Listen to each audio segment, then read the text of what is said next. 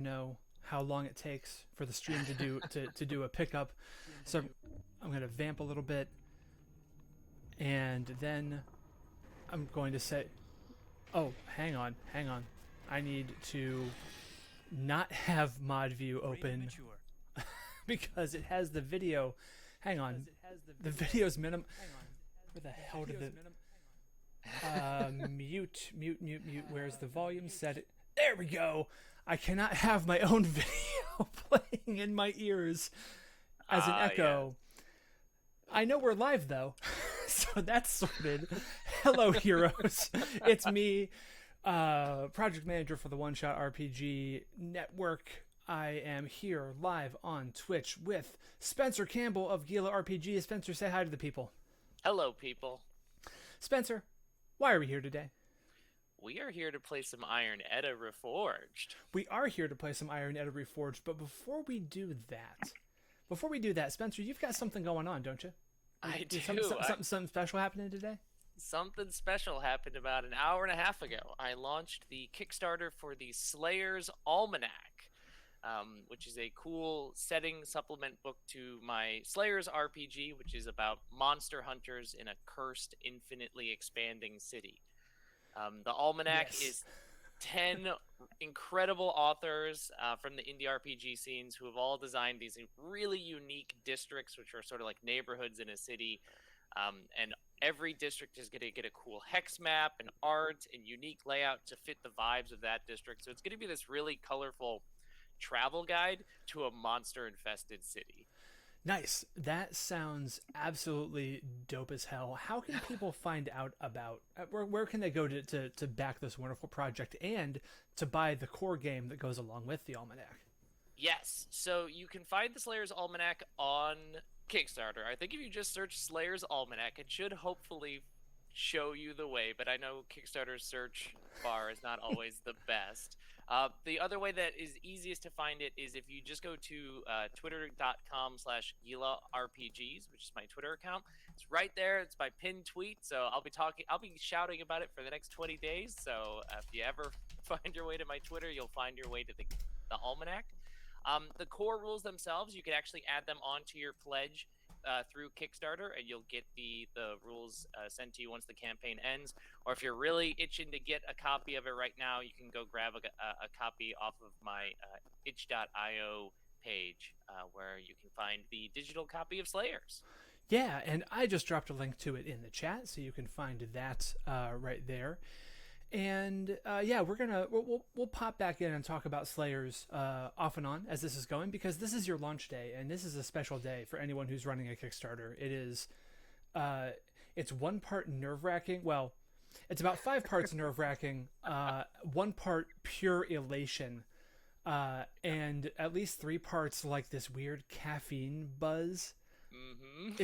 It's a really unique combination of feelings to be putting your work out there and going, hey, give me money to do a thing that I really believe in and I think is awesome. Right. And also internally, please don't let me attach feelings of self-worth to the success or failure of this thing, because that way lies madness. That is the absolute perfect description of what running and launching a Kickstarter is like. It's like I've run or launched 1 or 2 myself. I think you might have some experience with this. I do have some experience with this, and that is the other reason why we're here today. As Spencer mentioned, we are going to play some Iron Edda Reforged. Iron Edda Reforged is a new game that I have made. So Iron Edda is a thing that's been around for a while, and as I have talked about on Twitter, I'm building a whole new audience with this thing, because it didn't occur to me that a game that was first released now 7 years ago might not have the same traction and mind share that I might otherwise think it should have, but that's fine, because building a new audience, building a new pool of people who think what you're doing is cool is never a bad thing. So Iron Edda Reforged is a game of Norse cyberpunk rebellion. The basic premise of Iron Edda is that Ragnarok is happening in some form or fashion, and the humanity is fighting Ragnarok. Some people are bonding themselves to the bones of dead giants, and there are warrior clans that everyone belongs to. Those are the basic tenets, of the pillars of what makes Iron Edda Iron Edda. And Reforged is a cyberpunk take on that, where the gods are technocratic, absolute asshole pieces of shit who are doing the whole dystopia thing and running everything and running humanity into the ground. And Ragnarok is happening, but it's the people who are Ragnarok. It is the fall of the gods, and the gods will fall at your hands. And that's what we're going to do today. There is a podcast right here on this network, on the One Shot Network. It is called Puppet Strings. It features myself and Alex Flanagan and B Zelda and Jeff Stormer, and it is an actual playtest podcast, because it is the process of developing the system that Spencer and I are going to play today. So that game is on Kickstarter as well. I'm going to drop that into the chat also. I gotta say, the podcast is so good. I've listened to the session 0. I'm halfway through episode 1 right now. It's fantastic. So if people haven't checked it out yet, they gotta listen to it. I mean, what a cast! What a cast! It's very fun. And I was mentioning this before we went live. I'm already in love with many of the NPCs that have created at the table. That is awesome to hear. Let me see here. Someone just mentioned that my mic is only coming through their left channel, and I think I understand why that is, and I also don't know if I have a way to change it. My input box. Nope, that's not gonna. The input box I use for my mic has 2 channels. One you can plug a guitar into, right? But if you're doing stereo, it just picks up one of those things. So I'm afraid anyone who's listening with stereo might just have to deal with me in their left channel. I don't know that I have the ability to change that on the fly. But I'm really glad that you like the podcast, and I'm really glad that you are into what we've got going on here. The whole process of playtesting this with Alex and B and Jeff has been unique and amazing. So I just think that's such a cool idea, to make a stream or a podcast or something like that of the play testing. Actual plays more and more common sort of thing that we see with games, but to get a chance to see the play testing side and listen to that, I think that's really, really cool. I'm a huge fan of that. Awesome. I'm really glad that that's the case, because that is the reaction I was hoping that it would that it would glean. I mean, so much of playtesting happens like in a black box, right? That we most of us don't see, and we all do playtesting in a different way too. Like every game has a different sort of style of playtesting that's appropriate for it. So I think it's just really neat to, as a designer, I'm of course maybe a little biased testing data, but it's fun. Yeah, when I came up with the idea to do that, well, I asked Alex and B and Jeff to do the whole podcast thing for me before this was season 1, before it was going to be a seasonal zine release. And I wanted to do a podcast of it because, one, they're all ridiculously talented podcasters, in addition to being really good design brains. And I thought that putting out the playtest process would be interesting for people who are doing game design, because you don't often get insight into that. Like, playtesting can just kind of be a black box that happens sometimes, right? And conventions like Metatopia have helped change that, but there's not a ton of broadcast things that are playtests that you can go back and re-listen and absorb how someone else is doing it. And then when you combine that with the stream that is, or the video actual play series that's going to be produced because of this Kickstarter with Big B's and Brutal Dan and B Zelda as well, you get to see then the game in its final form, and each of the 3 things, the zine, the podcast, and the actual play, are all ways that people can engage with Iron Edda without necessarily having to play the game, which I think is really important nowadays, because I don't know about you, Spencer. Let me ask you, how many Kickstarters have you backed in, say, the last year or so? Quite a few. Quite a few. Quite a few. If they've delivered, right, how many of those games have you played? 1, maybe. Mm-hmm. I'm in the same boat, right? We like supporting our friends, we like supporting our community, we like to do all these things. We don't get to play the games all that much, and so I wanted to make sure that there were different ways. Like if you weren't on this stream with me, you might have backed Iron Edda, but you may not have had a chance to play it. And you've listened to the podcast. You've engaged with Iron Edda Reforged in a way that I think is as valuable as playing the game itself. So that's the why. But I think it's great.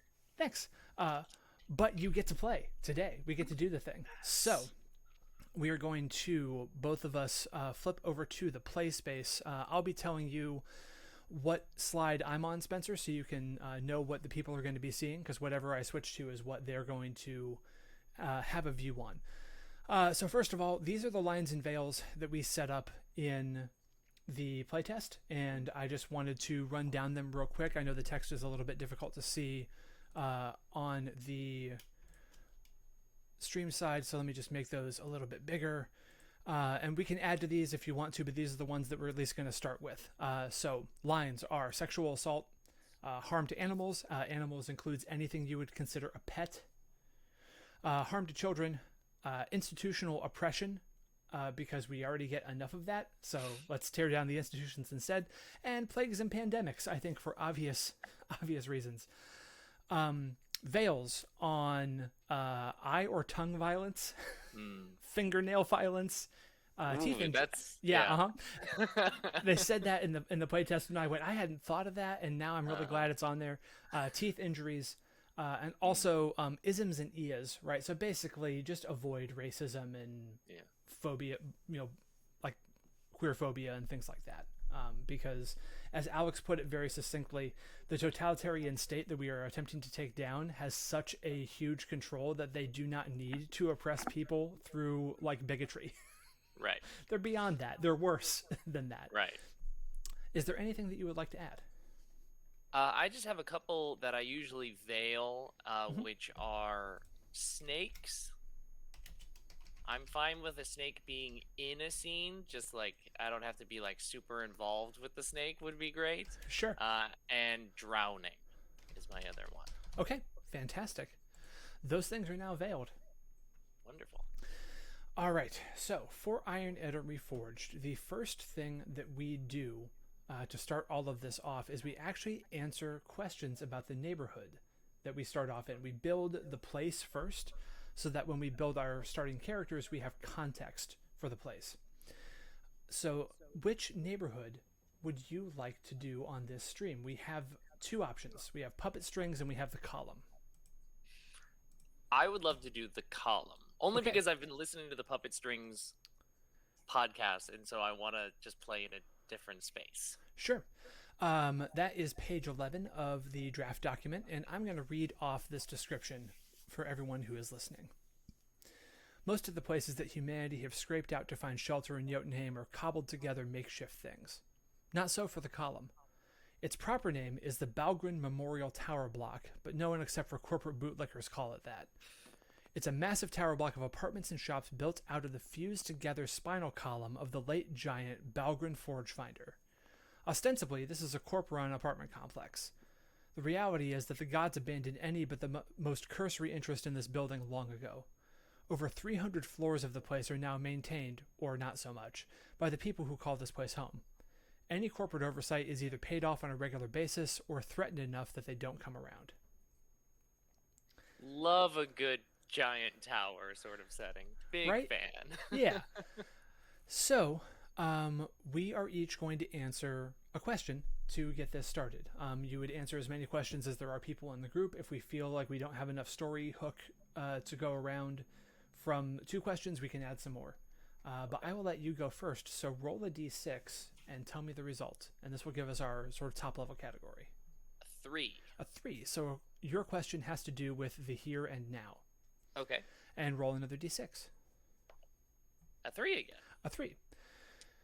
Riots over a lack of food and water have been happening around the column for weeks. Another is poised to break out tonight. How are you handling the situation? So I think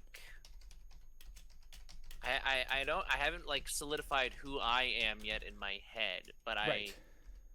I think that my character is one, at least the one that I have in mind, is not one that is going to get actively involved in the rioting, Mm-hmm. but is sort of like pushing it along through like whispers and ears and stuff. So I am an agitator for sure, but I don't plan on being front of the line of the riot itself. So I am supportive of of the next riot that's coming on, but I'm sort of trying to push it along through other agents. All right. So what I have down is that riots over food. Sorry, the character is agitating for the riots to happen, but is not on the front lines. Hmm. Okay. Awesome. So I will then roll for my question, and I also got a 3. So more here and now, more present stuff, and I got a 6. A local vid team is trying to make a documentary about the column. Why are they using your flat as a film studio? And why do you not want to appear on screen? Um, let's see here. Get the font size changed up so people watching can actually read what we're typing. So local vid team filming doc about column in my flat. It's MTV's Cribs. That's right. So why are they using my flat for this? They're using my flat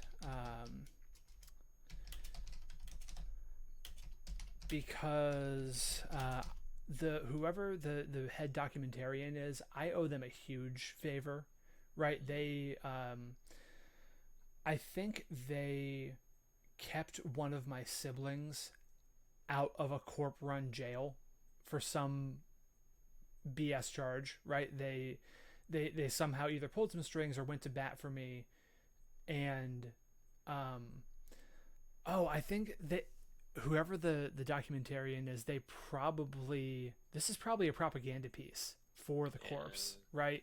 To try and talk about how great a corp run building actually is.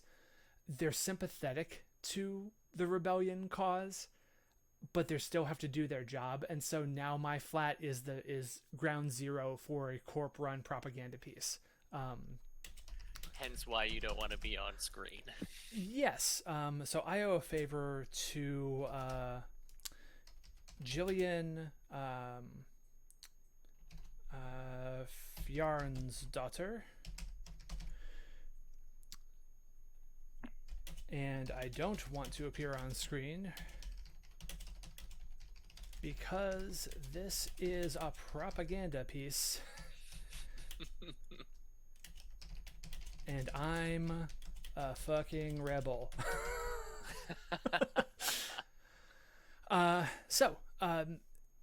Normally we would do this individually while the other people are answering questions, but let's flip over to slide 2. We each get to draw something on the map that represents our answer to the questions. This is part of the reason why I like to use Google Slides, so it has all of the standard like Word document drawing tools. Sort of in the third, if you see where that arrow is highlighted in yellow up at the top of your interface there, you've got shapes you can make and so forth. And for example, I'm going to make a box right here, and I'm simply going to label it makeshift film studio, and then make it look all nice and pretty and put it over here. And then I'm going to make something that represents, there we are, the column itself. So my apartment is kind of on top of all of that. So it's up pretty high as far as such things go. So yeah. I'm going to attempt to draw with lines. Wish me luck as I do this. You have all the luck in the world. It's just radiating from me to you. Here's this person that I'm drawing. Oh no, I stole their leg. This is why I commissioned artists for my role-playing games. But that's also why I ask people to draw things for this, because it doesn't matter whether it's good or bad. This is just a map that we're making, so we can make sure that we have a feel for what the place is like. Totally.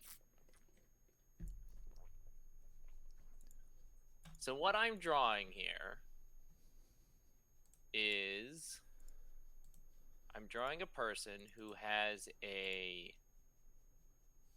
little rascally bird on their hand or in their shoulder, whispering into their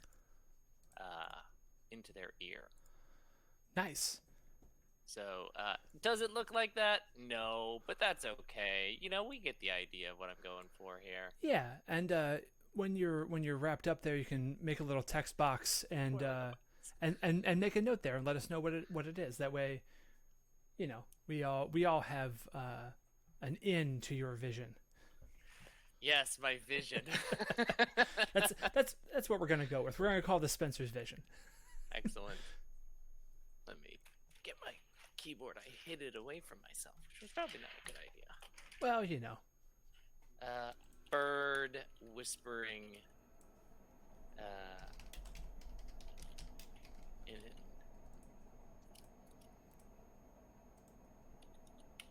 one's ear. Excellent.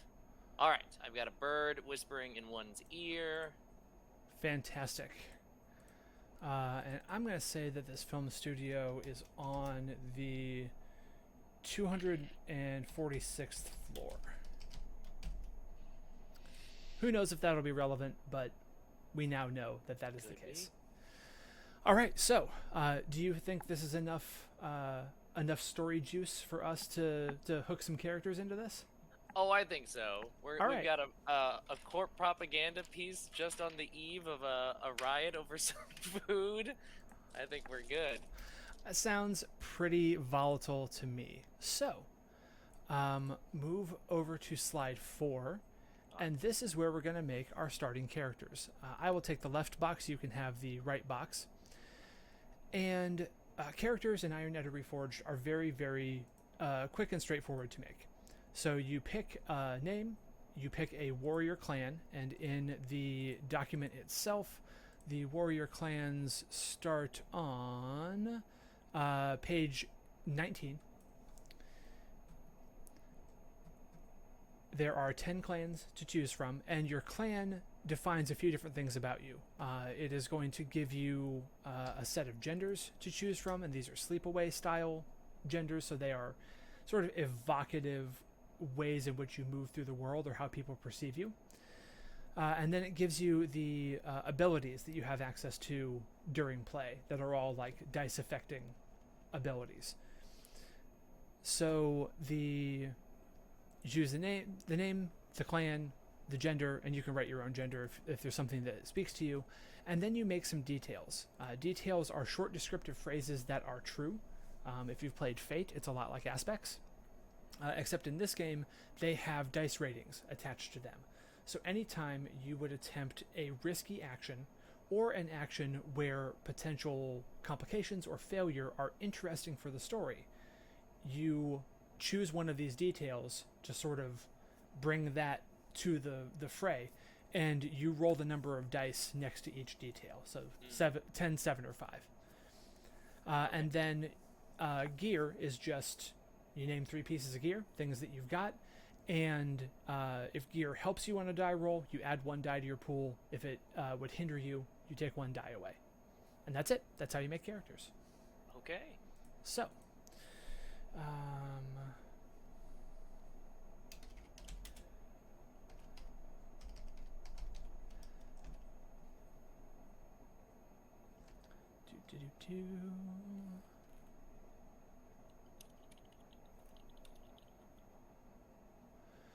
And I am interested what clan you are leaning towards.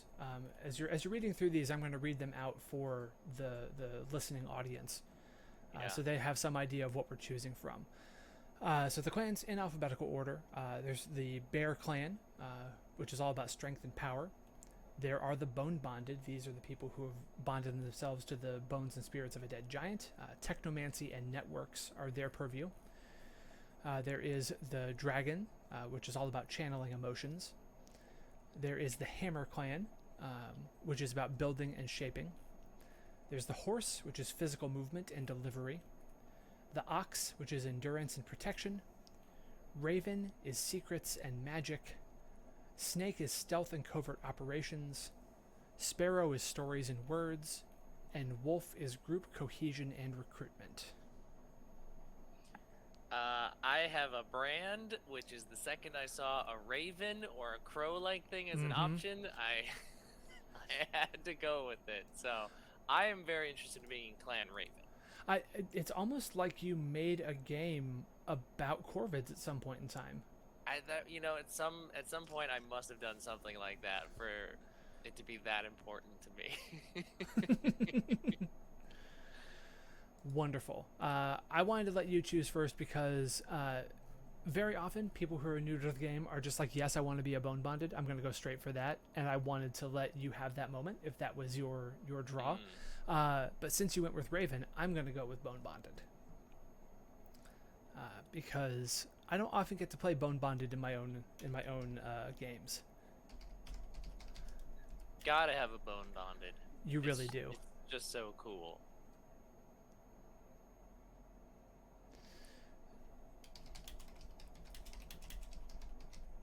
And these details are things that we just come up with on our own. They're yes. Just sort of, gotcha. Yeah. So imagine them as just evocative things that are true about you, right? So, for example, my excellent detail, I'm going to put a word to the wise, right?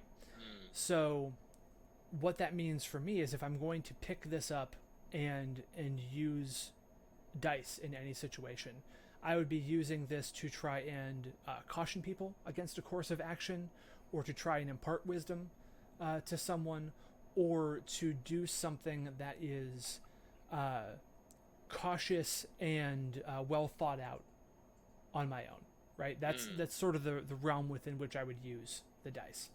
Gotcha.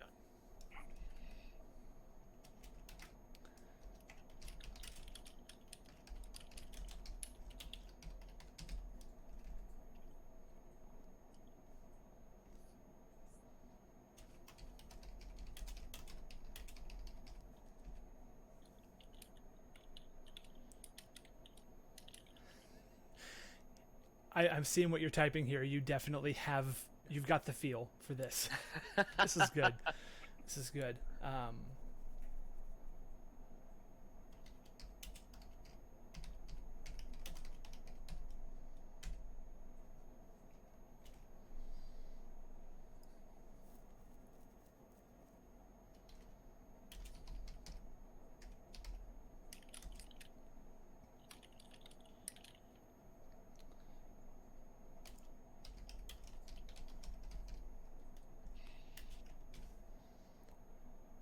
Again, the gear is just stuff that we can kind of come up with in exactly. Cool. Yep. The thing. So if you're playing this once it comes out and you're going to read through the entire game, there's going to be guidance as to what all this stuff should be, right, and how to come up with something evocative. But my big thing that I like to do in these spaces, and this is kind of like a design ethos of mine, is every single table, no matter what the game is, they always make a game their own, right? Even if you're playing D&D and you're playing in the Forgotten Realms with all of the established lore and everything, as soon as you make a character and you start interacting together or interacting with the world, you have changed what is canon for your table. Right. And so I lean into that really hard. So if you tell me that you have a pack of bioluminescent spores that produce a mind-altering effect, great. Those are a thing in the setting, right? As long as it doesn't really violate believability about what's going on in the game, then it's in. It's fine. That's what is canon for our table. Cool.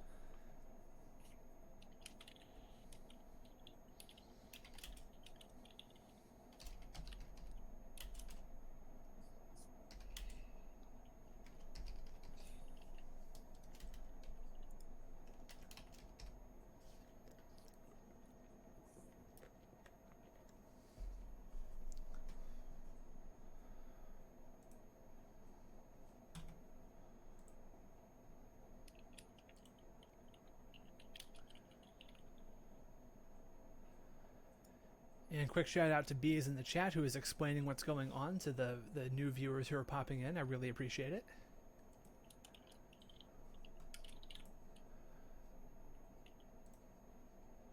Excellent. All right. Why don't you go first and introduce your character to us and everyone who's watching? All right. I am Viktor Ulfarson. I am part of Clan Raven. My gender is a whispered promise. My excellent detail is that I am part of the flock. And flock is capitalized for a reason. Not just stylistically. A good detail of mine is that I plan for tomorrow, but I act today. Mm-hmm. And a fair detail is that I am a whisper on the wind. I always carry with me a silver feather, whether it is actually made of silver or a real feather colored silver, unclear. I have a comm that is disguised as a skull, and I have a puzzle box that is still unsolved. I use they, them pronouns, and that's Vigfus. Wonderful.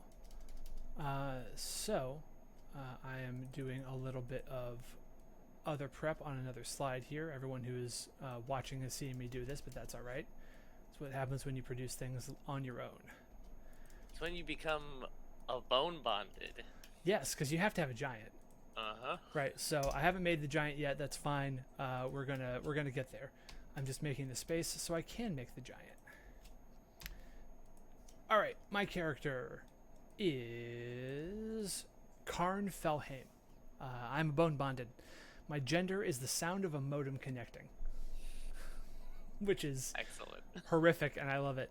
My excellent detail is a word to the wise. My good detail is have blade will travel. And my fair detail is nothing to see here.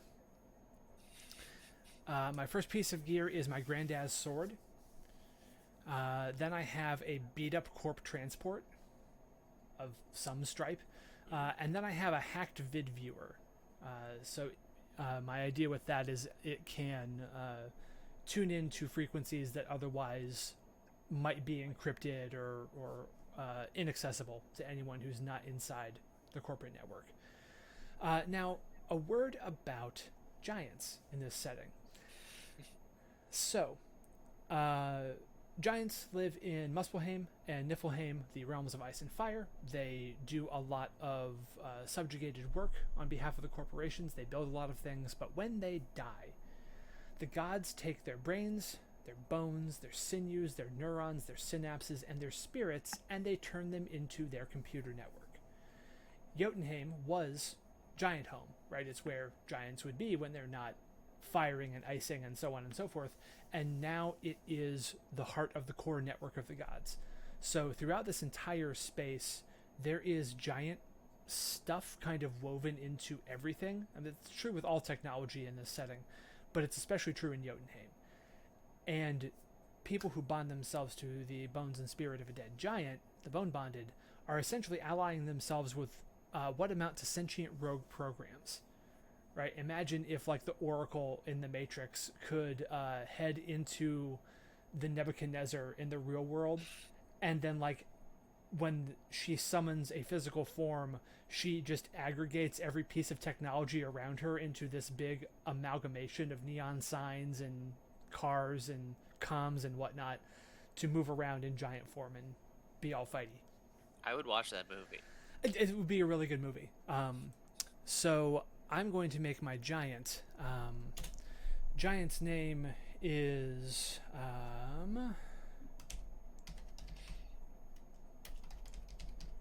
Melita Hammerfist. Detail 1 is no fight too big. Detail 2 is leap before you look. And detail 3 is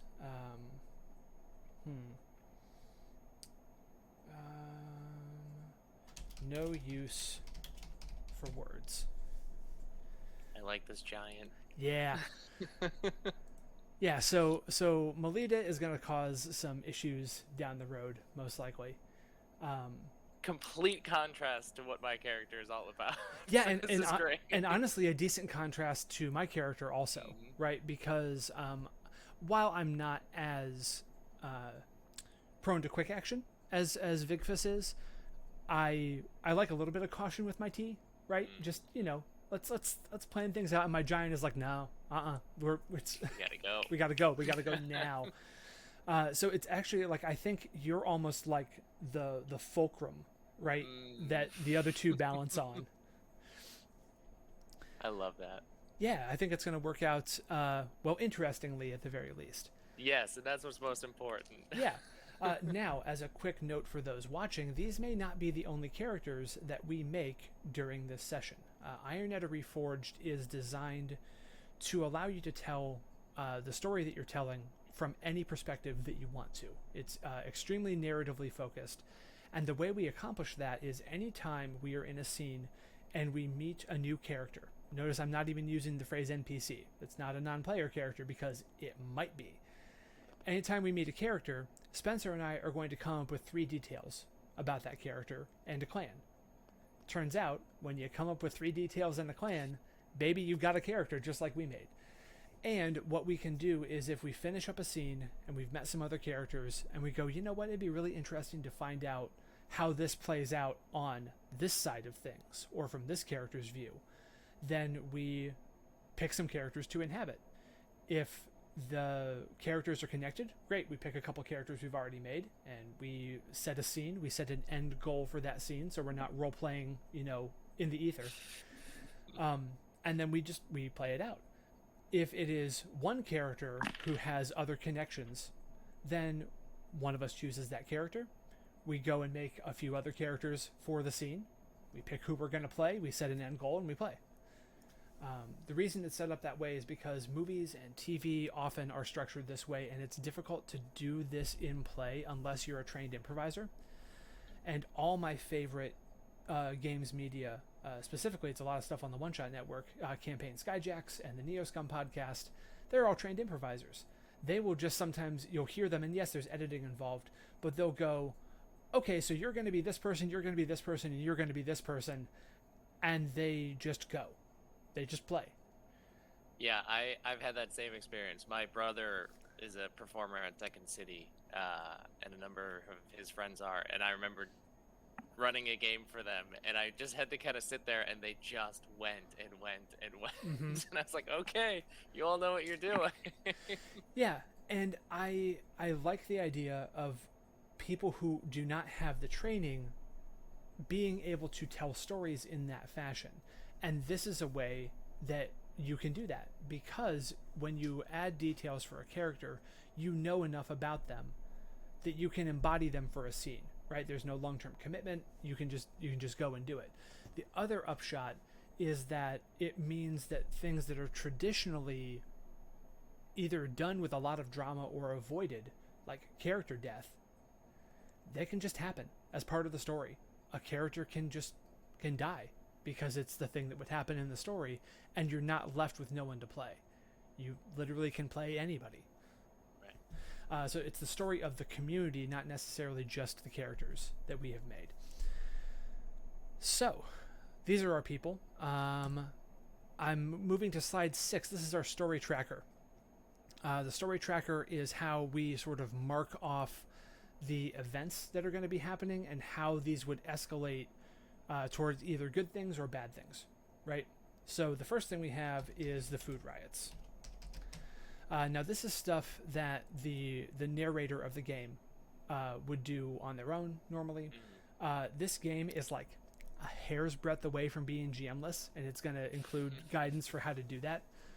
And because you know your shit, Spencer, it's basically going to be us doing this together, right? So what we need to do is we need to take the food riots and we need to break it down into 4 things, 4 escalations. That if this is not handled, or if we want to encourage it in a certain way, right, these are the outcomes we're going to get. So if we view the food riots as a negative thing, then we want to stop them, and these escalations would all be negative, right? Right. if we view the food riots as an inevitable means to a wanted end, then we are going to lay down things that we want to see happen, and we're going to attempt to make sure those things take place. So how do we view the food riots? You know, at first I was thinking negative, but then I thought back to what I was saying earlier, that I am an instigator, Mm-hmm. and I think that I am leaning actually that the riots are a positive thing, or Okay. that it's something that I want to have happen. I guess framing it as positive is maybe making it sound happier or better than I want it to be, but it's certainly something that I think is inevitable and needs to happen. Mm-hmm. If that makes sense. It does. Yeah, the riots themselves and any attendant destruction, not necessarily a positive thing. Right. But if this is the spark of something greater, right, if this wakes more people up to the issues at hand and causes more systemic change, then, you know, it's Right. it's the omelet with some broken eggs sort of situation. Mm-hmm. Okay, so what's the final thing that we think should be? What's the outcome that we want to see happen from these riots? Well, let's see here. I mean, so there is some core presence in the column Yeah. to some degree. I don't know if like total removal of the corp is necessarily our. I mean, it could be our goal, but then it's like, then our whole next goal is like, okay, so now how are we going to eat, right? Let's Right. figure out our food situation. And that's a fair and valid thing to do, but keep in mind that Ragnarok is the end of all the gods. Oh, right. And the gods are the corporations, right? They're the ones who are sort of in charge of all of this. Also, as a quick aside, something we should do is we should choose which god we're focusing on to take down. Because that may affect how we want this to play out. Right? So in Jotunheim, there are 3 gods who can be your target for this Ragnarok. They are Thor, they are Mimir, and they are Tyr. A quick rundown is that Thor is in charge of the generator, which supplies most of the power to the 9 realms. The 9 realms is a massive, sprawling city. Think most of the eastern seaboard of the United States of America. And he also is really into parties. The entire area around the generator is one massive party, but he has gone kind of Hellraiser-y with his levels of engagement with the party. Where Thor is in the party is referred to as the whirlwind, and you don't want to be there. Mm-hmm. So gotcha. that's Thor. Mimir runs the archive, and the archive is the biggest repository for knowledge in all of the realms. Knowledge doesn't really leave there without an unequivalent exchange, though, right? You always will give more than you get if you are seeking information.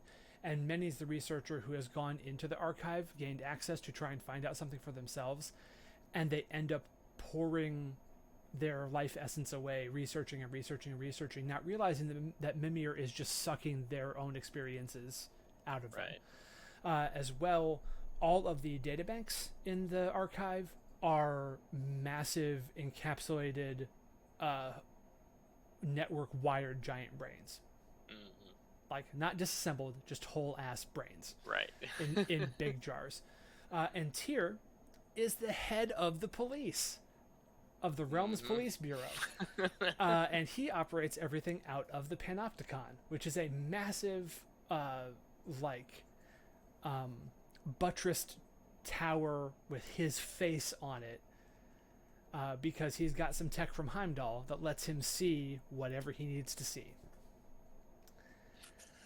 So yeah, Right. They all suck. They're all the worst. They're all non-fantastic. I mean, based off of, like, we're in a food riot situation and we're talking about like this mega complex. I feel like Tyr or Thor are, like, I like Mimir as like a concept, but I'm not seeing the link necessarily or as overt. But like either Tyr trying to like stomp down on this, or like us trying to eject the like last remnants of Tyr's presence in the column so that it is Tyr free. Um, So free of the police. yeah, and I then that way kind of this dig kind of that. becomes like a bastion of our like of us of the rebellion of Ragnarok, right? I dig the hell out of that. I think that fits with what we have going on pretty well. Right. We've got this core propaganda piece that's going to be trying to go on in the background, and meanwhile we are slowly trying to fully eject the corp cops out of the column. That's a fun sentence to say. Yeah, Using these food riots as a as the match that's lighting the fuse, so to speak. great. So we've got at the start then for the food riots, we've got the kickoff, right? This would be the event that you are trying to instigate this night. Then at the end, we have the ejection of the Rome's Police Bureau. Right. What are the interstitial steps? What are the other things that need to get accomplished? I think like we need like there's the kickoff, which is the start of the riots, and then at some point we need to have like a point where we secure something, either like securing resources or weapons, or securing like actually the location, like setting aside some floors that are like our floors, and like this is like we've got our foot in the door. Now it's just a matter of spreading ourselves throughout the column. So I imagine some sort of like establishment of a safe zone or something like that is ours. I think that you might have hit on both of the next steps with that, right? It's if this works for you, it seems like kicking things off, securing weapons, right, and then securing food right, allows for all the rest to happen, because the ejection of the RPB is we take a floor, we secure it, right? We take a floor, we secure it, and we can do that if we have material and resources. right. Love it. Awesome. Secure weapons.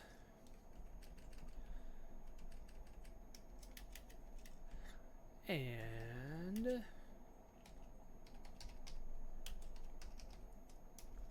secure goof. No, food. Gotta get the goofs. Gotta get the goofs. Bits the whole night. Bits, all the way down. If we can't laugh during the riot, what can we laugh? I mean,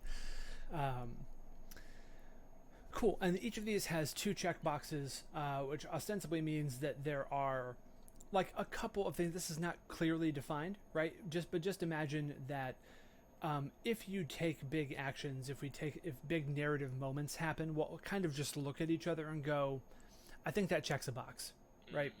And then once 2 boxes are checked, that event is secured, it has happened, it is done. So each one has kind of like a get to halfway and then a completion goal. And then we have the quote unquote documentary.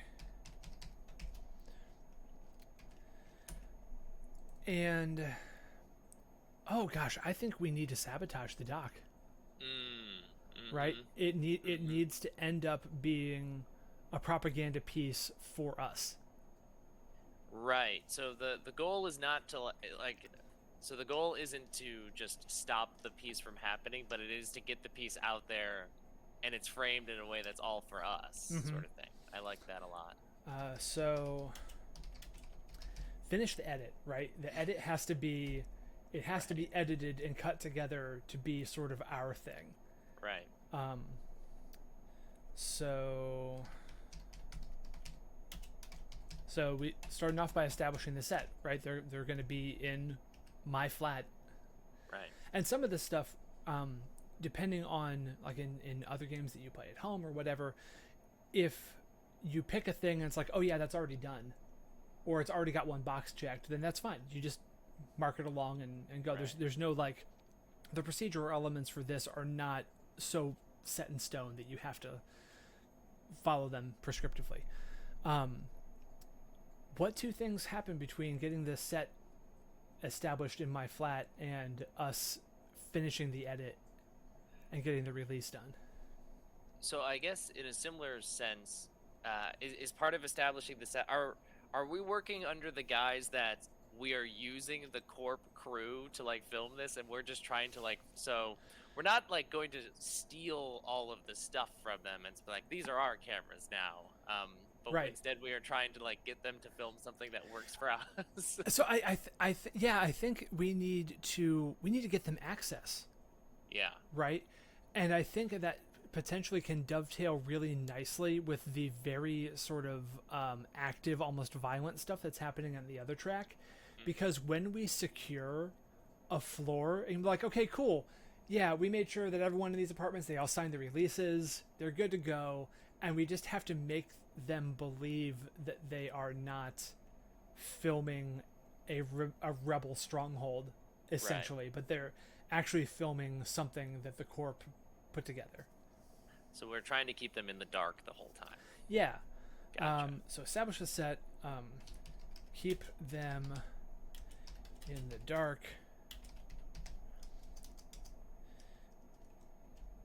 Reduce the font size so this actually goes where it needs to. And I think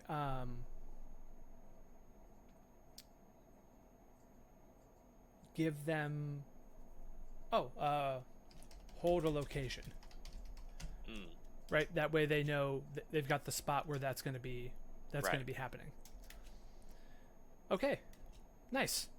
All right. So those are our tracks. This is what we're going to be playing with during this session. Let's see, any last pieces that we need to do? I don't think so. And so, in 45 minutes or so, with explanation of rules and some such, we have made our starting neighborhood, we have chosen what god we're going to take down, we have made our characters, and we have the path that we want to see the story follow. I love that. I love that so much. Not bad at all. That is wonderful. All right. I think we're coming up on about an hour right now. I think it's time to take a quick break and to go get some water and refresh. We'll be back in a couple of minutes. I'm going to look through my files real quick and see if I have a break screen. I'm not sure that I do. But let's see. I don't. Cool. Sweet. Anyway, hey, guess what? Folks watching, thanks for watching. We're going to take a quick break. We'll be back in just a few minutes, and we will we'll pick up with our story.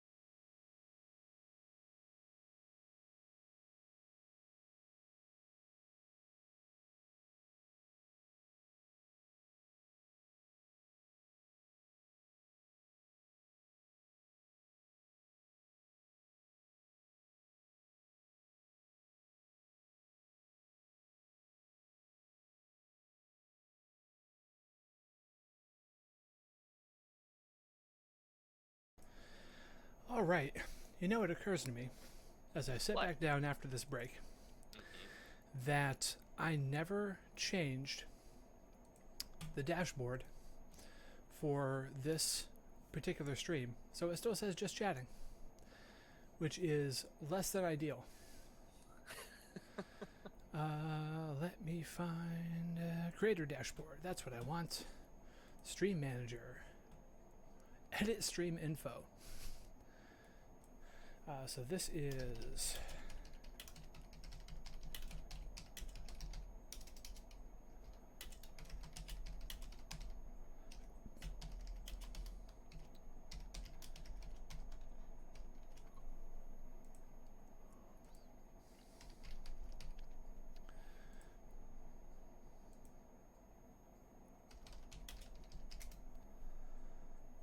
there we go. Now it actually says the right thing. Amazing. Amazing. Okay, so we are back and better than ever. Spencer, what do you want to see as sort of the... Ooh, hang on, wait, before we get into that, what are you drinking? What you got there? A Nitro cold brew, because like you said earlier, it's about the caffeine high on Kickstarter day. So, Nice. and I woke up at 6 a.m. So, gotta catch up. Well, I'm feeling pretty chill, so I just cracked an Atomic Pumpkin from New Belgium. Nice. It's my Very nice. It is my favorite. It's my favorite fall beer of all time. Love it. So, what do you want to see in this first scene? What vibe are you feeling? Where do you want to focus? I feel like I want to get the documentary kind of established and going in terms of okay, so here's what, I want to know what these documentary folks want to know. What are they interested in, stuff like that. So I'm curious to know.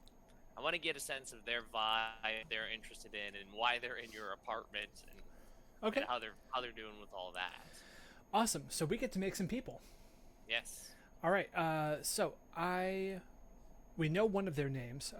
That is Jillian Fjarnsdottir. She is the actual documentarian. So we're going to flip down to slide 8 for our character pool.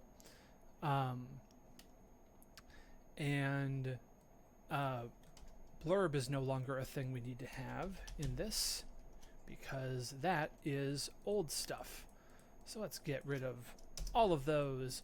And by the way, anyone watching, this is why I use Google Slides for this, because try imagine doing this in Roll20 and your brain just breaks.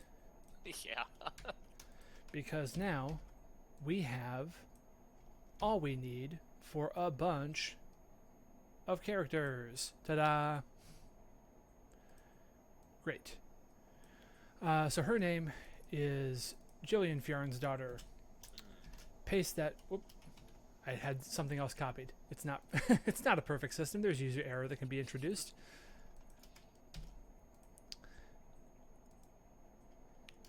All right. What clan is Jillian from? Ooh. I think Sparrow is probably a pretty... Right, 'cause that's the word. Well, actually, stories, right? hang on. Here's an important question. Is Jillian part of the Resistance or not? I know you mentioned earlier that she is she's just doing her job sort of thing, she's not super into it. So I don't know if she's in the Resistance, but I think she's not also super into the Corp either. She could be swayed pretty easily, maybe. Cool. So then there's a phrase that just popped into my head that I'm going to put into the book, which is collaborators get clans. Excellent. So if you're a member of the Corp, you don't have a clan, right? You're just a flunky or whatever. But she is she is a collaborator, so she gets a clan. And what details do you want to create for her? What's she like? I think she has I think she has like an especially sharp eye for details. Okay. I think she things don't.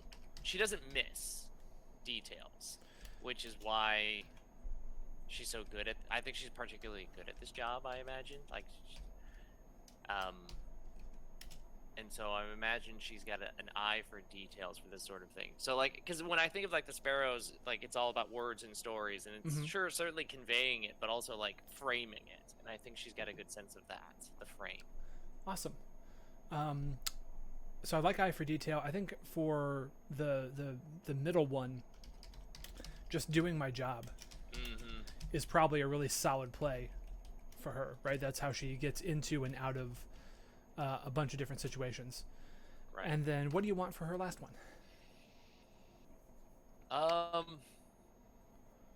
want to just put hungry, and I don't want it to necessarily mean like physically hungry. Like it could certainly lead into that with the food riot thing, but I think like she's a hungry individual. Like she wants more. Hungry for more. Yeah. Good. I like it. I like it a lot. Awesome. So, I just sort of arbitrarily decided that she has 3 crew members. Does that work for you? Her and 3 other people? Sure. Yeah. That All works. right. Are they collaborators, or are they actually corp peons? I think, at least in my gut, is that they are corp people. That these are just peons who are like they're just doing, like they're also just doing their job, but I don't think they're not hungry for more. I think they are just doing their job, and they're fine with just doing their job.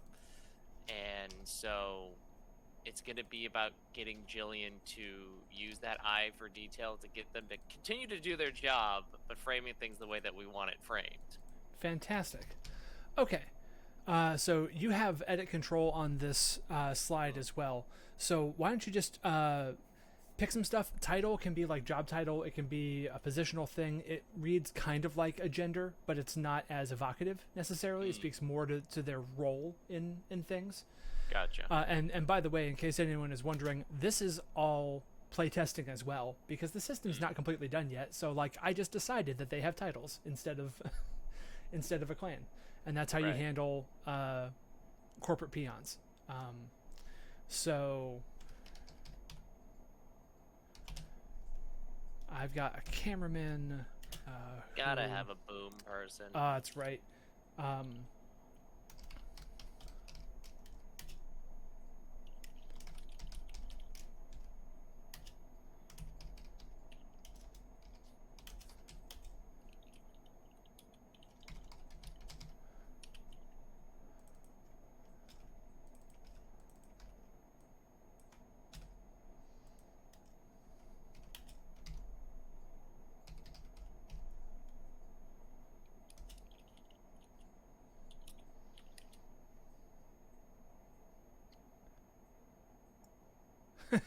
Yes.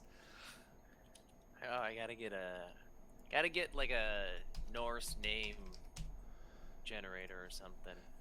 So if you go to nordicnames.de, nordicnames.de. Yeah, I think that site's still up. Let's find out. Yeah, Yes. it's still up. If you go to Icelandic names, or actually, under more Norse names, there's Viking names. Yes. And it breaks it all down. See how to find Viking names on this website. They've changed things up a little bit. Hang on. Old Norse names. There we go. That's what we want. Category Old Norse names. And then it gives you all of these names by starting letter. So many names. And you can choose gendered or not.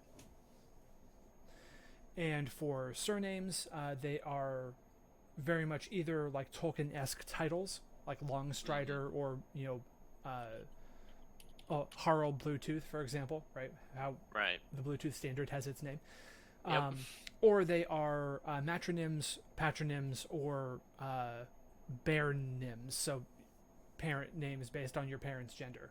So if you're or based on your gender. So if you want to honor a father or mother, you choose their name and you put SSON for man, DOTTIR for a woman, and BAIRN meaning born if it is neither of those. Gotcha. Yep. Glad NordicNames.de still exists, because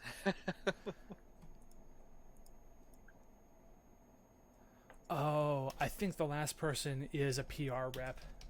Oh, 100%. We've got the crew, the people who are actually gonna make the stuff. We got video and sound.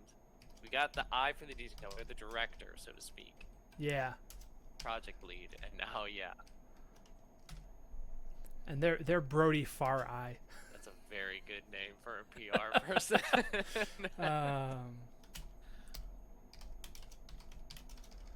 Corp above all. Paycheck to paycheck. And in it to win it.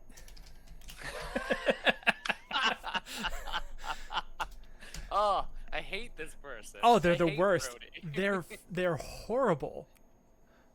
All right, and It'd be a real so shame if something happened to that's a nice Brody you got there. Shame if something happened to it. And we're just gonna label these the documentary crew. So now we know who they are, and make that just a little bit smaller. Dun, dun, dun, and change the highlight color to yellow. There we go. I love that you can do visual cueing by doing that. So now we know that the documentary crew are those people. Awesome. So we're going to set a scene then, I guess, in my flat as they're getting... I think if we head back to the story tracker, I think that the first part of establishing the set is kind of already taken care of. Because right, we know it's in flat. Yeah, we know it's there. They're getting everything sort of worked out. And the question that I have for you is, do you want to play Vigfus? Is Vigfus in this scene with us, or do you want to take on one of the other 4 roles? Yeah, I don't think Vigfus is here. Okay. So I think I'll take on one of the crew for now. Nice. Who do you want to be? I will be Hrolf for now. I think okay. I'm just trying to get the camera all set. Trying to get everybody's busy right now, and I'm just trying to get the camera put together. Okay. And keep in mind that tech levels are whatever you need them to be right now. So okay. In the year of ourselves, 2021, Apple is doing iPhone commercials where you can film a movie with your iPhone, right? Right. So in this who knows what time camera, it might be a big bulky thing, or it might be you've got dozens and you're setting up drones. Like what does that look like actually? What's the camera setup? I do imagine it is more like a drone sort of thing. So I think for Hrolf, it's a matter of they're not going to be moving around maneuvering cameras or anything, but instead they kind of sit down in a place that they know is not going to be in a shot, and they sort of don a cap that has sort of like a neural link to a series of drones that all kind of like buzz about to certain locations, and like so you just see these drones constantly moving around. And Hrolf, I don't want it to be that they can see it in their head. Because I love doing this. I love bringing in Google Glass or something like that. I think they're wearing some sort of glasses that are like an AR sort of feature to it, so that they're seeing various, like they're swiping around to the various angles from this spot. And I think we see Hrolf like having to move around the apartment, the flat a little bit, because they keep seeing themselves in the various things. But it's like, it's such a pain in the ass to do that. I think the glass is called Odin's Eye. Oh, yes, it is. Cool. So the apartment itself, these flats are all over the place in terms of like construction and levels of maintenance. So I think this one is one where the floor above is relatively uninhabitable, and so a lot of people have like knocked out the ceilings or the floors of the previous flat, so Right. they've got like this little postage stamp of a flat that has a ridiculous amount of vertical space. And so there are like, makeshift ladders and things sort of set up. And I think that meaning Karn's bedroom is on sort of the second floor on like a stable, shored up piece with like a ratty curtain around Right. it. And like there's a ladder going up. And I think there's a makeshift slide or like a fireman's pole That's coming excellent. down from it. But that's the only thing up on that level. Everything else is all sort of down below, and it's kind of like the walls are smoke stained, even though you've never seen Karn smoke a day in your life, and there's just enough space that there's one person too many if someone's not up in the bedroom with all these people in Right. here. And Karn like is up in the bed right now and kind of like leans out, scratches their head. They're wearing clothes. It's the middle of the day. They haven't been sleeping or anything. And sees Rolf kind of like sitting in the corner trying to get this all set up. Slides down the pole, ducks under and around two or three drones, Yeah, they're grabs just whizzing. yeah, Like one of them stops and looks at you like, zzz, zzz, and then and moves on. and I grab a bottle of beer from the fridge as I'm passing and like pull out a tool of some kind and like crack it and like try and flick the bottle cap at the drone, and Yeah. it's autopilot just like zip out of the way, and I think it pings off of the back of Brody's head, Ah. and I just keep walking because Brody Right. like turns and there's a drone that zipped by, so they think they just got buzzed, and I plop down right next to Hrolf. And I'm sitting on an exercise ball right now, like a yoga ball. So I think there's something similar in that corner. Like Hrolf's on something firm, and Karn just sort of sits down and bounces next to them. How's it going?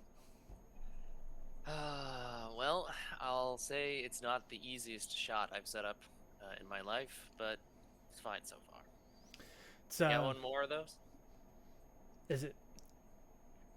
I sort of look around at like the rest of the crew. Mm-hmm. It's like I sort of lean in a little bit. That gonna be all right with her? I sort of motion toward Jillian. I mean, once I get these things set up, they pretty much runs itself. Yeah, yeah, definitely. Give me a second. I'll be right back. And I think that wheels are starting to turn in my head.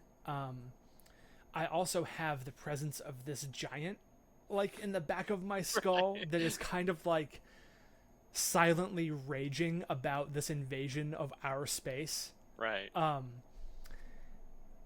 And I get over to next to the fridge, and I think I've got like a little liquor cabinet there, and I think I go and I go to make Hrolf. I go to make myself a cocktail, right, to give myself a little bit of time, and I'm gonna give Hrolf the beer. Okay. But I'm talking to the giant in my head, and if you want to portray Melita for this moment, Sure. you very much can. What as I'm like going to pour this thing, I'm basically making like an old fashioned. Nothing too complicated. I get the thing in the glass. I'm muddling it up. I'm just sort of like killing time. What is Melita saying? Like in the back of my mind. I think it's almost that you don't hear like words, but there's like that exasperated sigh of somebody who's like toe tapping, like waiting for something to happen, like waiting for you to like turn around and then acknowledge them or acknowledge the situation. Oh, and my dog came over right as I said that. Hi, Clover. Um, so I think Melita is like trying to keep their cool right now. Hasn't sort of burst forward yet, but is like you can just sense this increasing agitation in the back of your mind, and I think you do hear what sounds like very heavy fingers like rapping on, like, rolling themselves on a Mhm. table impatiently, even though nobody's doing it in the room. All right, so I sort of say in my mind and I think either out of habit or because it's necessary, I whisper a little bit Mm, while I'm doing this. I think that it makes sense that most bone bonded have a small tell, mm, and mine is that I have to actually vocalize what I'm saying to the giant. right. Um, so I'm like, look, I'm gonna get them this beer. What can you do with those drones? They're so small. They're so easily smashed. I don't. No. We don't need them smashed. We need this documentary to happen, but we need it to look the way we want it to look. Can you make him think he's seeing what he wants to see while we're getting what we want to get? And what is it that we want to get? We want to have this documentary filmed. You look, you're part of the network. Like you understand how these corps work. We Mm, need this documentary to get finished, but to be about how good the resistance is. We need it to be a propaganda piece for us, not them. mm. And look, if you want to smash stuff, if you want to go all out, things are looking really hairy outside. And if we have a chance, you're gonna get to do that. I promise. Like, physically, you're gonna get to smash things. But right now, I need you to. Can you do this? Can you get in to those drones and get them taken care of for us? I'll get in the drones. You promise me that I get into the action when it happens. I can't promise you this is going to be smooth, by the way. So maybe make sure he's a bit distracted when this happens. That's what the beer is for. Fantastic. Now, Spencer, a narrator type question. In this game, when dice are involved, because this seems like a dice type situation, right? Yeah. Everything has difficulty of 1 to 5, right? 1 is almost trivial, but not trivial enough. 5 is like the gods would have a tough time doing this. That's the range. The Bone Bonded has a scene ability called Glitch in the Network, and this is where we get to talk a little bit about the abilities that each of the clans have. So every clan has 3 abilities, and in Season 1, there's just one set of abilities for each clan. Every season is going to have new abilities, so eventually you're going to be able to mix and match, or you'll have different takes on what the clan can do. Those are called ways. And the Bone Bonded and Jotunheim have the way of the network. So this is exploiting the giant's propensity or nature of actually being the program. So Glitch in the Network is once per scene, you can exploit a network resource of difficulty 3 or lower. Okay. So my question for you, Spencer, in a narrator capacity, what's the difficulty of what I have asked the giant to do? I don't imagine it's particularly difficult. I feel like it's a relatively natural thing for the giant to be able to slip into this. I think the difficulty rises in it being, I think for this particular giant, the difficulty is in the subtlety rather than the doing of the act itself. Okay. So the subtlety, I think, would be making sure that Hrolf is seeing what he expects to see. Right, exactly. So the resource can be exploited. That's easy enough. I think if we were going to roll all this out straight up, then that would make the entire task a difficulty 4. Okay. Does that make sense? Yeah, I think so. Because we're getting 3 of that already, which means the difficulty I need to roll for is really only 1, because that's the sticky point. I see. Does that all make sense? That track? Yes, I believe that makes sense. Okay. Then I think that for Karn, the detail to use is not going to be the best one, but I think it's going to be nothing to see here. Right? Because this is subtlety. This is getting in. This is making sure that everything goes smoothly. Right. So, dice rolls. Here is how this all works. We have a bunch of d6s that we have assigned. This is sort of Shadowrun style stuff, right? So I'm going to roll 5 dice. I have a few options here. There's a thing called control points, right? If, say, this die roll doesn't go the way I want it to, I want to do a re-roll of my misses, I can spend a control point, declare a detail that helps me, and I get to re-roll. If I want control points back, I have to choose to fail an action. So I choose I actively choose failure without even rolling the dice. Right. Not even a mixed success, just failure.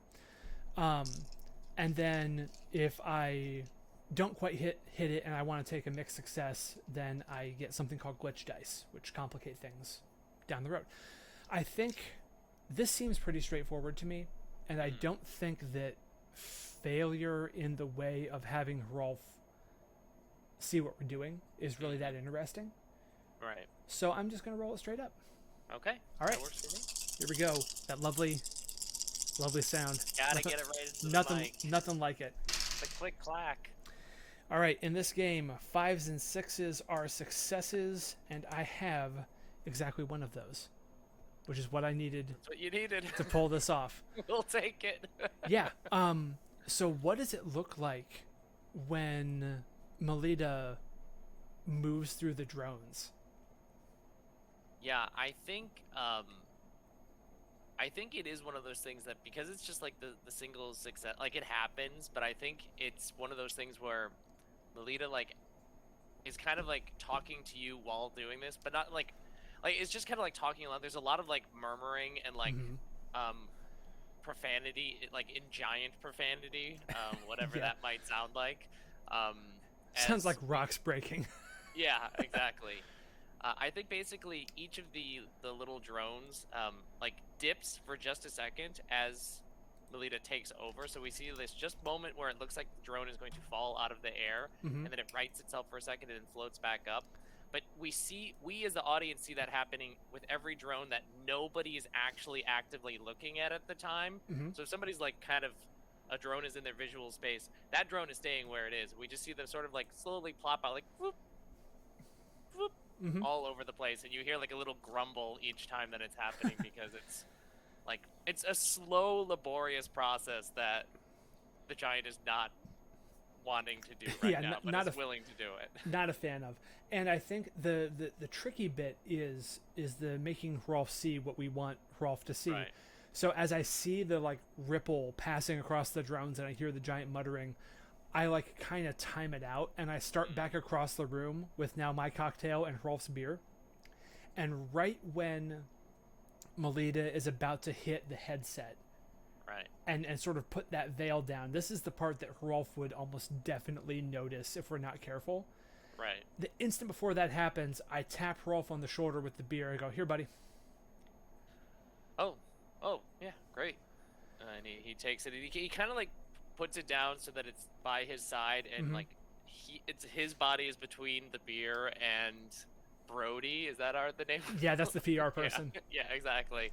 So that it like he claimed that it was cool, but like obviously it's not super cool yet. Not so cool. Right. And as I sit back down on my exercise ball, I just hold out my drink. So here's to a good filming session. Yeah. Oh yeah, sure. And he clinks with you. Kind of like looks again, like tries, like he like is facing you as if he's like going along with the conversation, and like kind of sipping out of the side of his mouth. And I think the camera that's kind of like putting this all in our mind's eye kind of zooms out of the apartment window as like everything's getting set up, and we hear all the voices chattering about how filming is getting ready to begin. Right. And I think that wraps up this scene for us, and I also think that it marks off the other box of the set being established. I think so. Awesome. So, we've got that. There's something else going on, plot-wise. There's something else. I think you want to try and get that kickoff. Yeah, I think so. I think it's time to get some agitation going on here. Fantastic. So, we know the end goal of the scene, right? The end goal of the scene is to get the riots truly and well kicked off. So, where is Vigfus, and is there anyone else around them? I think Vigfus is near. I think like there's a place where like food is being doled out right now Mm-hmm. because it's so limited. Oh, there's a ration line. Yeah, so I think there's a ration line, and Vigvis isn't in line, but they're instead sort of like lingering in the back, Mm-hmm. because the line is really more of a mass at this point of like a bunch of people just trying to get to the front, and so it's easy for Vigvis to just be in the background. And I think we just see Vigvis, like if the camera's facing this crowd, we see their face like pop up in one little part of the crowd, and then like somebody passes in front of them, they're gone, and they pop up in another spot in the crowd. And each time they're just kind of leaning a little bit close to somebody's shoulder. Mm-hmm. Every time we see that happening.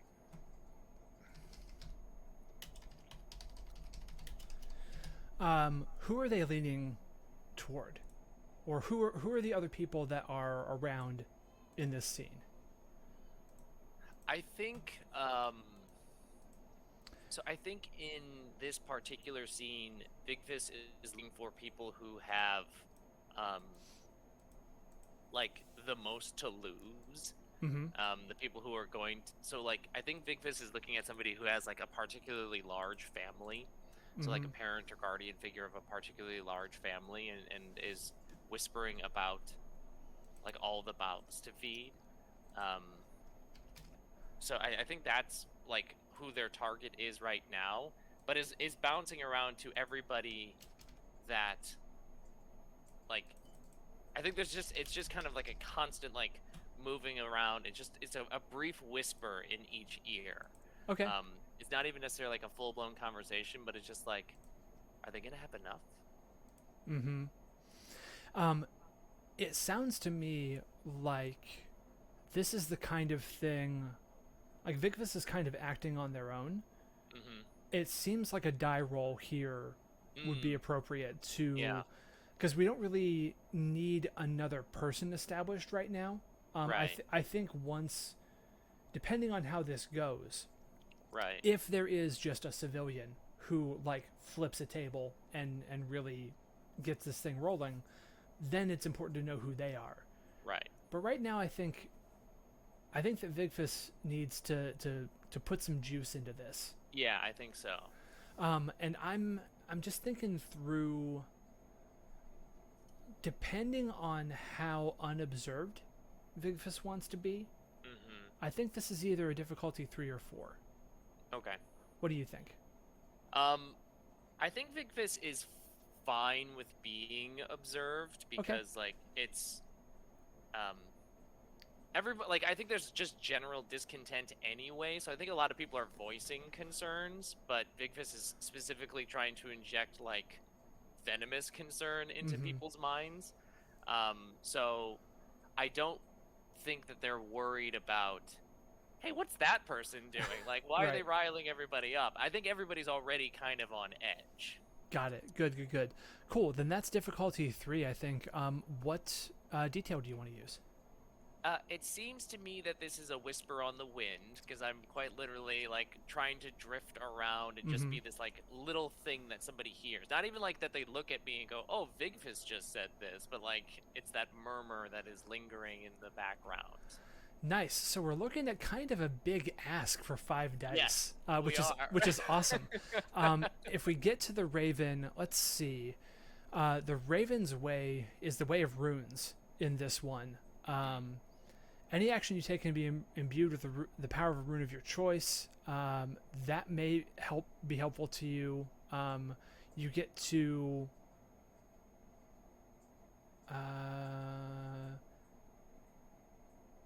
So yeah, I need to rewrite that power. In addition to what you see in the document there, it also sets one of your pool to an automatic success. Okay. So we'll add that in. But the reason I mentioned that is, let me real quick find another document to share with you.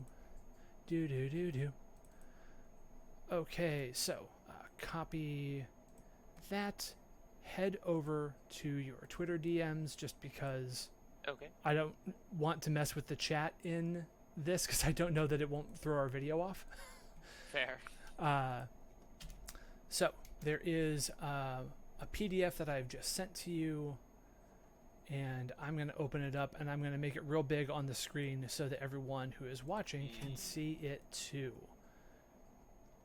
So, for Edda Reforged, myself and my friend Xander made our own a whole new set of runes, because the Elder Futhark runes that I used in previous versions of Edda are largely co-opted by white supremacists and Nazis, and it sucks.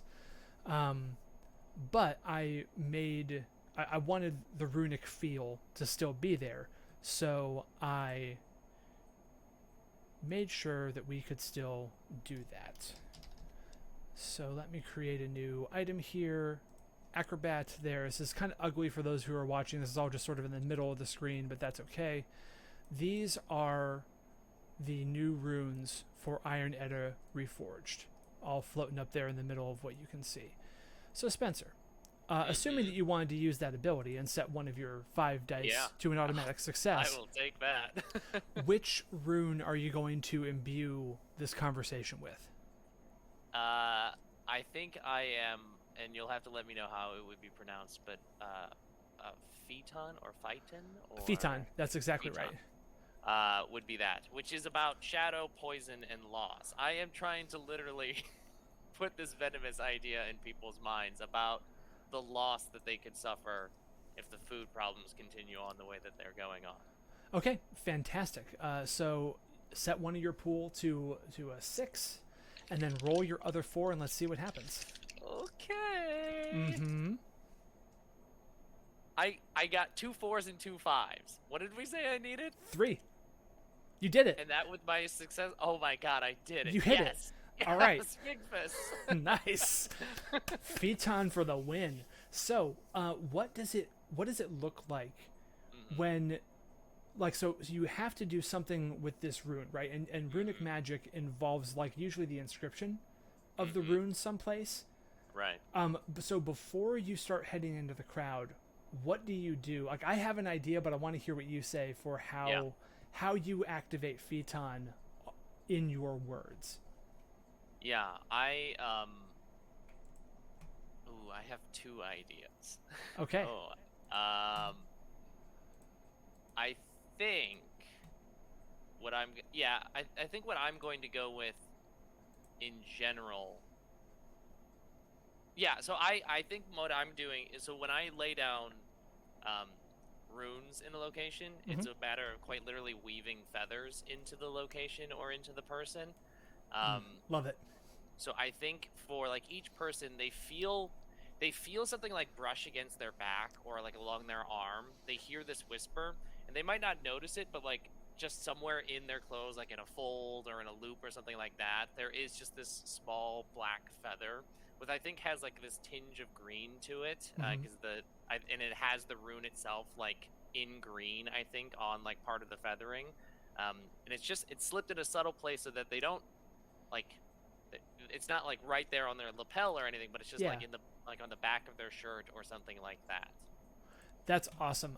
I think that alone, that sort of preparatory work, marks your first box of this kickoff. Yes. Because I think that we're about to see the second box get marked. So what's the actual inciting event, right? You've been whispering these words of poison in people's ears. What kicks it off? What actually makes the riot a riot?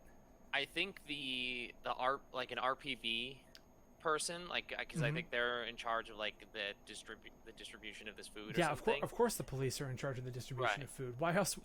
Who else would? What else would they be doing? Fucking assholes. Oh, they're the worst. I can't wait to get rid of them. I think one of them, like, they're trying to keep back, like, a large crowd anyway, and I think one of them, like cold cocks or, like, pushes down somebody who's, like, a beloved person of the floor or of the floors, like, it's and somebody who I imagine somebody who's older, like somebody that we all look up to, has sort of more of a like a grandparent-like status for everybody in the neighborhood. So like they're everybody's grandma sort of Great. thing. Quick digression. Let's make this person. Oh yes. So we know who we're talking about. That way we've got the stakes. Right. So I just started writing in the Food Riots, and Killim Lufusdottir is who I came up with. Right. Why don't you start filling in details, and I'll pick a clan, which I think is pretty straightforward if they're so beloved. They're wolf. Actually, Right. no, we're gonna. Yeah, let's make them a wolf because they've recruited people into the. Excellent. I think they have a story for every occasion, which is oftentimes like a passing on of wisdom of some kind.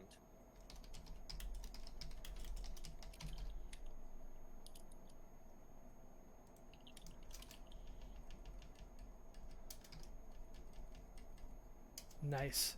So yeah, what's mine is yours, and then I gave her handy with a knife. Yes.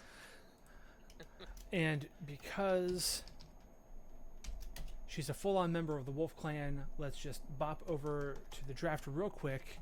And Wolf genders. Her gender is the hope of the next sunrise. Yes, absolutely. All right, so this is the person. What's she doing when the RPB brute, like, fucking hits her with the butt of a rifle? Like, what's happening? I think it's her turn. Like I think she's at the front of the line, and it's her turn to get whatever remaining rations there are. And there's like a younger kid behind her, and she's trying to be like, actually, let this person go first. And she's trying to like pass her turn to somebody else, which I think like the RPB they just want this done. So like this is just a delay. Like they can see the crowd's getting restless. Right. So like we can't allow cracks and holds and things like this in the system. It's just it should be flowing, and it's not. And now she's causing a traffic jam. Let's move this shit along. And I think that the camera focuses in, and it's one of those really kind of, well, so we're veiling this stuff, so I will not focus in the detail I was about to. Right. But she gets cracked in the mouth with this rifle and just crumples to the ground. And I don't think there's but a second before the entire crowd, it's like the sound of it hitting her echoes, and everyone hears it. And there's just a roar of the crowd, and everyone surges toward the police. Yeah, I think we see this wave as the scene sort of ends of the as like there's like this immediate like circle around her, like the everybody has like this instinctual act of like protecting her, and then like we see like from above just the massive wave that goes around this protective circle of Killim. And as the camera like pulls back from this, where do we see Vigfus? Slowly walking backwards, not towards the front of the riot at all. Okay. But I think Vigfus is like going and like not just like disappearing, but going to go talk to somebody else. We see for just a moment that they are off to go talk to somebody else who was also waiting for Vigfus. Okay. Let's put a pin in that. If we were going to keep, I think this is a good time to sort of stop and do a debrief because we're running toward the end of the stream here. But if we were going to keep playing, like, I think that moving to that scene would immediately be really cool, and we'd make that new person. And it's part of the flock. It's the flock. The flock is starting to emerge. I got goosebumps from that last scene, Spencer. That was fantastic. So, what do you think of my game? Oh my god, it's so good. It's so good. Come on. Like you said, in 45 minutes we managed to put together a couple of characters that we were interested in, but also characters like beyond, like we were establishing a scene, we established our buy-in. What I loved is that the questions in the very beginning, like that we were able to establish like right away with just the two questions that we answered. We're like, Oh, okay. So we see what's gonna go down. Like we Yeah. know what we're interested in. Like we've got this propaganda thing going on and some riots. Let's start to weave these together. Um, I mean, how wonderful is that? That because me personally, I'm Hmm. even when I GM trad games, I'm such a low prep GM that Hmm. I'm all about questions to establish stuff and like establish the stakes and everything like that. So to have that be such like a crucial part of the process, it's just getting me all hyped up because that's the stuff that I love to see. Yeah, I'm really happy with how this played out. Like even in the play tests, we haven't gotten to like a bunch of dice rolls yet. We Mm-hmm. haven't had like a ton of action scenes occur. Mm. That's kind of like where we're going to be next because the pacing uh, of that show is a lot slower because we have the room to do it. You and I were moving Right. pretty quickly, but from like a design standpoint, I was really happy to see. It's always great when things work the way you think they're going to work, right? Isn't it? And there were two things that really stood out to me, because I give guidance specifically for dice rolls only to happen when failure is interesting, Right. right? And it really, otherwise you just do what you do, right? You can have a whole combat that's just narrated. If you don't Mm-hmm. think that taking a bad punch is fun, you don't do it. The two die rolls that we had actually felt like they had stakes attached to them, Right. which I was worried that maybe they would not, but they did, and that was great. I holding those Yeah. last four dice in my hand, I was just like, come on, this has gotta go the way, like I Hmm. really want this to go the way that I want it to go. If there was weight in my hands as I was holding Good. these dice. Yes, yes, yes. That's what I wanted. The other thing was when I sort of paused us near the end of that scene and had us describe Killam. Mm-hmm. I was worried that that was going to damage the pacing of that Mm. moment of like narratively.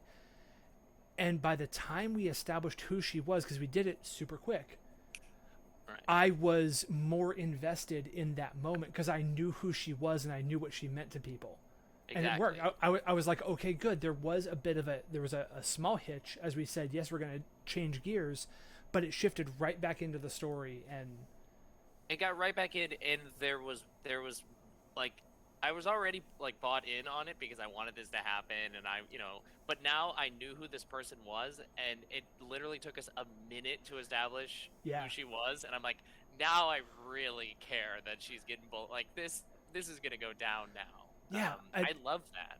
it felt really good to do that. And did you have any issues switching and playing Rolf? Like, was that a gear shift that worked okay? And It certainly worked for me.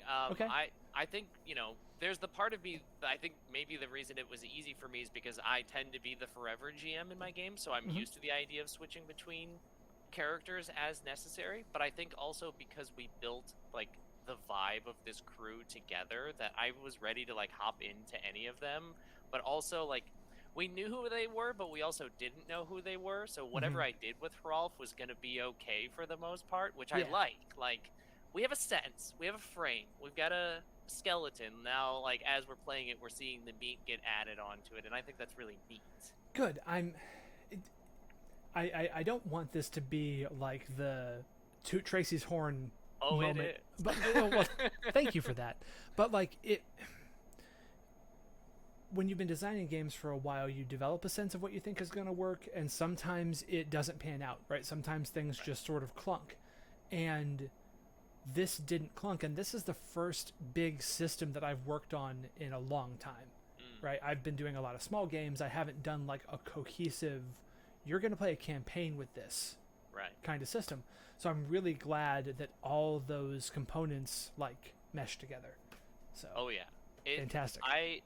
I'm in love with it, and I think you're right. You are a hair's breadth away from making this GM list, Yep. which is extremely enticing to me, just because of how seamlessly I feel like we got to that point. Yeah, I mean, you really the narrator things are how do you establish difficulty, Mm-hmm. right? When a roll comes up, and how do you frame a scene, right? How do you Right. set an endpoint for it? Right. And when you know those two things, when multiple people internalize sort of the vibe of those two things, then anyone can effectively do that. And it could theoretically be a rotating narrator, or it can just be everyone is like it's just a conversation about, now this is definitely a difficulty 2, get the roll down, right? We know what your power does. Right. You know.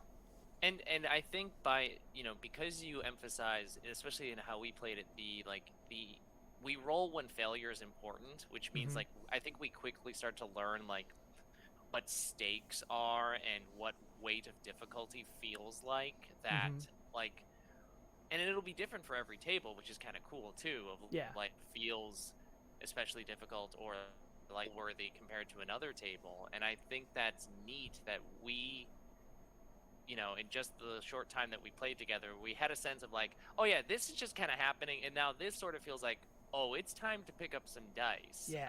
And we were able to figure out like, okay, so what do we need these dice to say for us? Awesome. I'm so glad that it worked out. I'm so glad that you had a good time. I really enjoyed myself doing this also.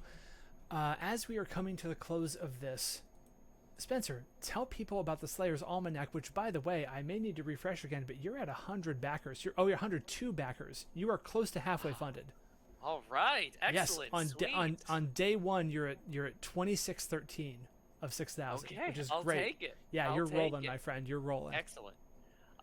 So the Slayers Almanac is my latest Kickstarter. It launched 3 hours ago as of the live performance of this stream. It is a collaboratively written setting book for the Slayers RPG, which is my RPG about monster hunters in a cursed, infinitely expanding city. Slayers is a special game because it is rules light and the classes are very asymmetrical, which means every class plays essentially a different game than the others when we're fighting monsters. And the Almanac is now a supporting book that exists that is full of 10 amazing, very unique districts, neighborhoods of this city that the Slayers can now go and explore and hunt more monsters. Each district has NPCs, factions, rumors, but also a unique art style and layout and map to go with it. And most crucially, I'm not writing these districts. Instead, 10 really, really talented designers from the indie RPG scene are writing this. So I'm extremely excited to be able to put together such a very cool team who have come up with pitches and ideas for districts that are way cooler than anything I could have done on my own. So I think it's a very cool book. If you check out the Almanac page, you'll get a sense of what some of these spreads will look like. You'll see the short pitches that the authors themselves have thrown out. The campaign goes for 20 days, so it ends on the end of the day on November 1st. And yeah, that's the Almanac. It sounds awesome. I have not yet had a chance to check out Slayers like in depth, but I need to. It sounds like I love asymmetrical design, so I think it's going to be right up my alley too. So it comes from my love of board games. I was a huge board game nerd before I became a RPG nerd, and there's some really cool board games out there that really lean into asymmetry. And I was like, I gotta bring this to the RPGs the way that I like to see it. Well, the link to that Kickstarter is in the chat right now. If you are watching this and any of that sounded cool, or if you just thought Spencer was cool, because honestly, how could you not? Then head over to that Kickstarter, throw down some dollars, and see if you can't help this thing get funded day one. Like, wouldn't that rule? That would be pretty cool. That would be pretty neat. That would be pretty awesome. This game that we just played is Edda Reforged. It is on Kickstarter right now. It has a whopping 3 days left in its funding, and that's a little bit out of whack because it ends Friday night at 10 p.m. Eastern. So it's like 3.5, closer to 4 days, whatever. Kickstarter counts strangely. It counts so strangely. It does. But the game is 70% funded. I have every faith that it's going to get there by the end. But if you dug this, then you can head on over there and you can help out with that. So there is that link in the chat as well. Spencer, I really, really appreciate you taking the time to do this with me. This was a joy. Thank you so much for having me. This was a blast. I've been so into this idea since you started sharing it and listening to Puppet Strings, and now I get a chance to play it, and I'm so ready for this game. I'm so ready for it. This was so much fun. That's awesome. So at the end of this stream here, we are actually going to raid another channel. We have Shark Barkman, who I believe, from if I can tell from the avatar, that's JPC It is of JPC. campaign fame, playing some Deathloop. So we're going to raid on over there, and you can keep watching a great stream with another great person. Thank you for watching this. There are 2 more Iron Edda Reforged streams. There is one on Thursday night at 9:30 p.m.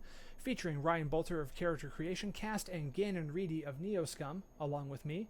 And then on Friday night, we are doing a stream campaign wrap-up where we are going to have Alex Flanagan and Jeff Stormer and Big Bees and Dominique Dickey. We may have Bee Zelda.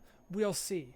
We may have Brutal Dan. We're trying to get as many of the team on as we can. We're not going to be playing. We're just going to be talking about the game and sort of the different components of how everyone's involved in all of it.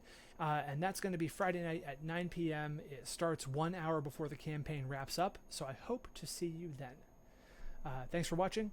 Have a great rest of your day. And now enjoy some Shark Barkman. In, well, 8 seconds. I should have timed that out a little bit better.